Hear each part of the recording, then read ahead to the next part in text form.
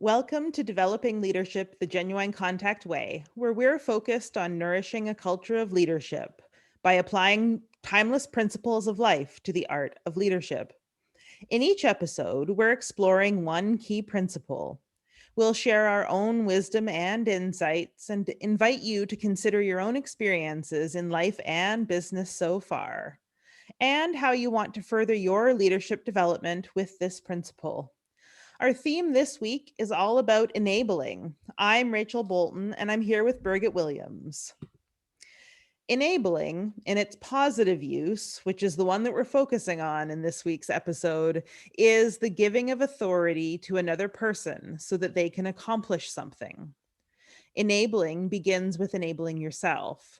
Yes, you give yourself the authority to be in leadership of your private life and also your work life. Even in situations in which the conditions for you to have authority seem bleak, you and you alone can enable yourself with authority.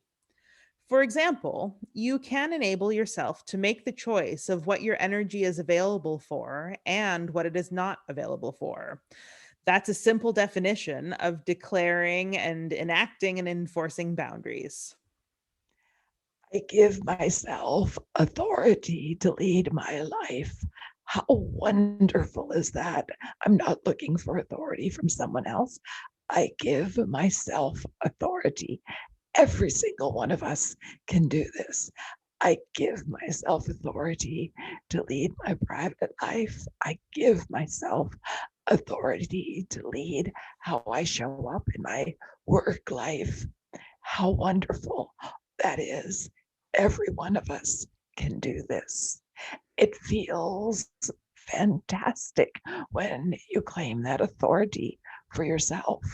And Rachel, that sentence that you said about what am I available for and what am I not? What is my energy available for? And what is it not available for? Is a wonderful, wonderful mantra to keep in one's head, to keep in my head as I lead my life, as I lead my private and professional life. And it's not something I ask myself just once a day.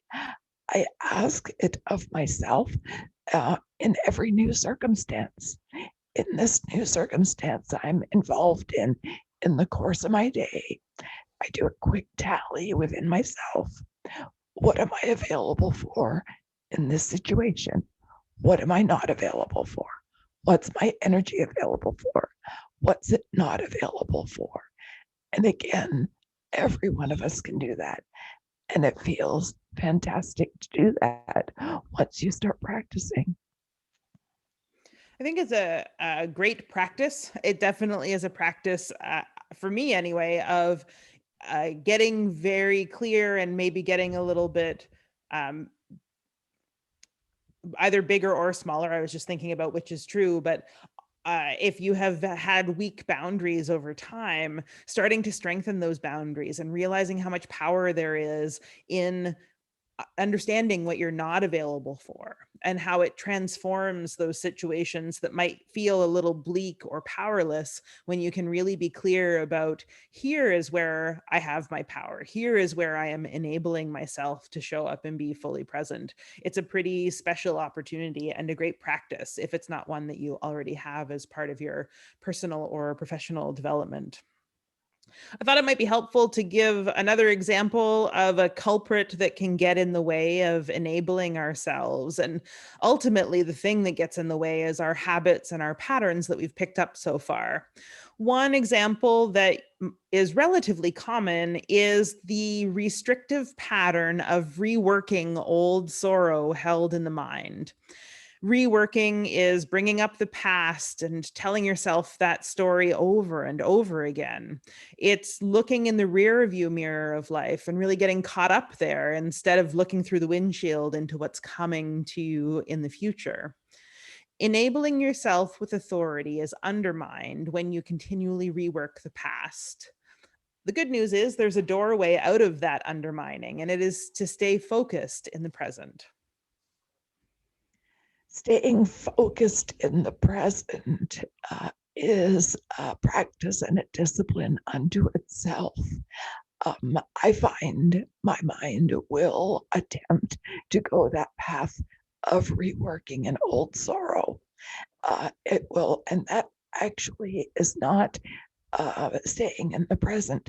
It'll be, oh, when I was 5 years old, for example, the following happened and this didn't feel good. And then I'll stop myself because I know to do this.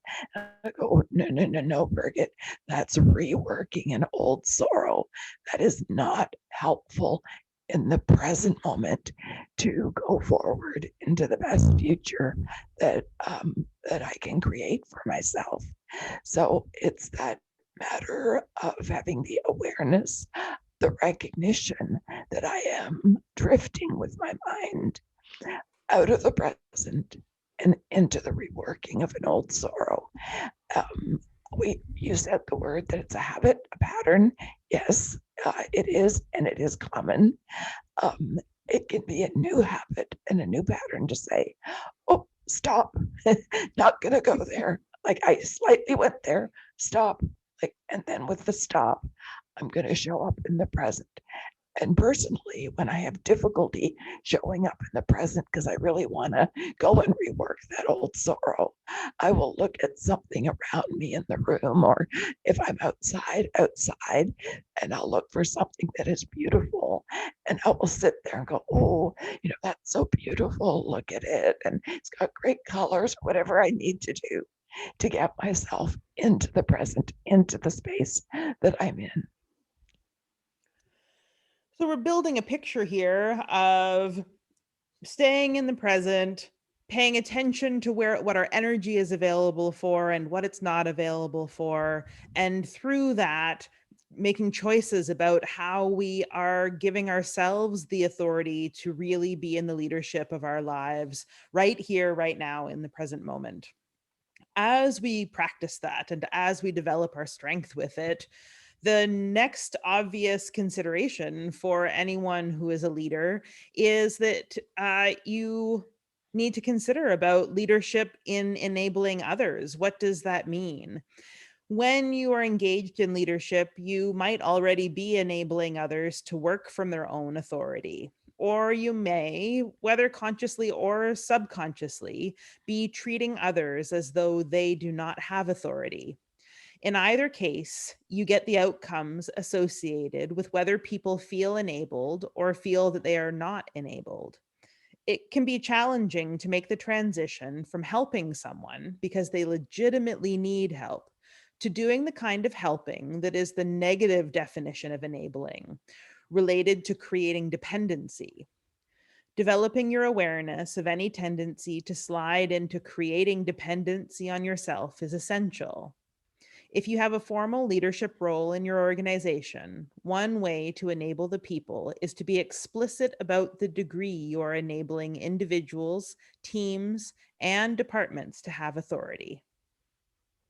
And we're back into that subject of authority in the same way that we were in the last episode when we talked about empowerment. We're emphasizing it here again when we think about leadership for enabling others. It cannot be separated from this topic of authority. What authority do people have to go on about their business, to get things done without needing to enter into patterns of dependency on you, the leaders, for help? It's such a big topic for consideration in some ways. And what a great thing to practice, really observing for yourself how it is that you are, like, as you're getting stronger in the enabling of your own self, being able to then pause and take a look at what you might be doing and what those habits or patterns are that either are building the positive kind of enabling or the more negative connotation of it within the people in your organization. We want to give you some tips for developing leadership skillfulness with enabling, whether you are already on a great track and are looking to strengthen that, or are recognizing some of those dependencies in the people in your teams. These are some simple steps to continue developing leadership skillfulness with enabling. The first one is to figure out your current priorities. Whenever you find your mind starting to rework something, command yourself to focus on your current priorities. Take some action on a current priority, even if it's a small action. This will help you to create new patterns of staying focused in the present on your current priorities. The second is to write a letter to yourself declaring that you have authority to lead your private life and your work life. You may wish to get into specifics of what this means to you. Read it aloud to yourself as often as you need to so that you fully believe it to be true. Repetition is another thing that helps to develop new patterns. Step 3 is to act from your declaration of your own authority. Step 4 is in your own quiet time to reflect about what it would be like to enable those around you to have authority. What energizes you about doing so? What might cause you to feel a constriction in your energy? What are your insights about your willingness and ability to enable others to have authority? And the final step is, with that awareness about your willingness and ability in mind, to develop a plan for beginning your process of enabling the authority of others. Include ways for people to stay focused on the priorities of the present. And it might start before you even get as far as these ways for other people to stay focused on considering your own willingness and ability to enable others to have authority, and what you might need to do to strengthen that so that you're really standing firmly in it inside of yourself as you begin the invitation to others to stand in their own authority as well.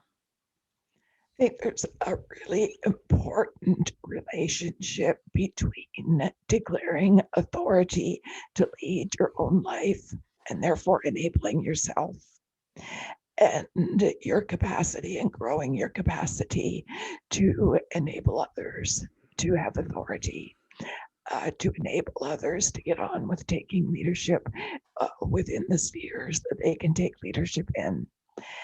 I don't think it's possible to enable others in a healthy way, in a productive way, in a way that generates the results you want, unless you first do it for yourself. So that is bringing us to the end of our recommendations for you about developing leadership skillfulness with enabling. We hope that you will consider how you're going to add this into your own leadership development plan as you're following along with this series. And before we sign off for today, Birgit, I'm just wondering if there's any final thoughts that you're having around this topic. When I first saw the word enabling, I did not have the positive images of enabling. I thought of it as a negative. I thought actually that enabling meant some kind of dependency building or something. I was quite confused about it. So if you are listening are feeling a bit confused about this word enabling, as Rachel said right at the beginning, we are very much focused on the positive aspects of enabling, on a positive interpretation of enabling. And that is going to generate results for you that you would probably really like to see in your organization and in your life. That's it for us for this episode. As always, please do check out the next episode to continue on in your learning. And before you go, if you haven't already, be sure to hit that subscribe button so that you can get all of our latest episodes right to your inbox.